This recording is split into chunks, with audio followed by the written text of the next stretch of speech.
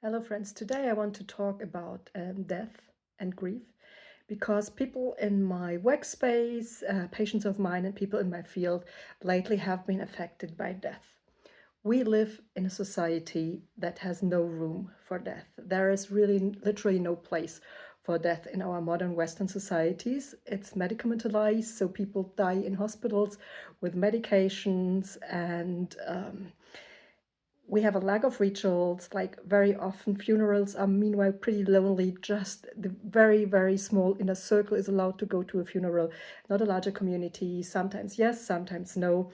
And people are expected to sort of push through the experience when they lose a person near to them and to let it go and to function.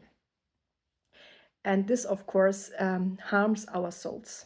Yeah, because as a human, we need to grieve. As a human, we need to understand that death is not only a biological fact, it's a transition of body and soul.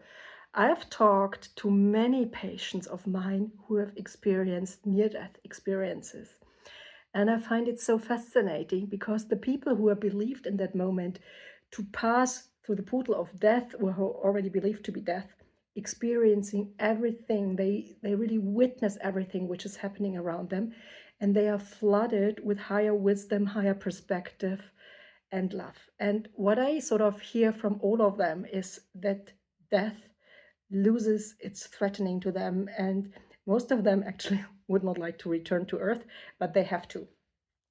So we need to come back to allow death in our society. We need to have a place for death. We need to have a place for grieving, because otherwise, if we don't allow ourselves to grieve, if we don't allow ourselves to feel the bigness of death, we are developing like mental signs like depression, anxiety, physical signs like migraine, like chronic diseases and pain.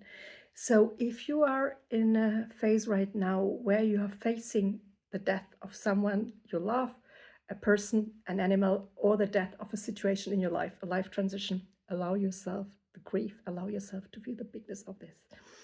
And as a woman of spirit, I know that death reconnects us to the meaningfulness of life. We can love through the depths of death and through the bigness of death, because loss really changes our perspective.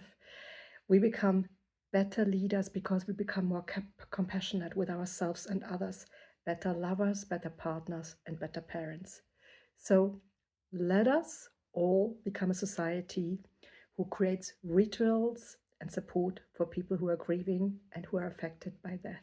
I wish you all a very beautiful day wherever you are.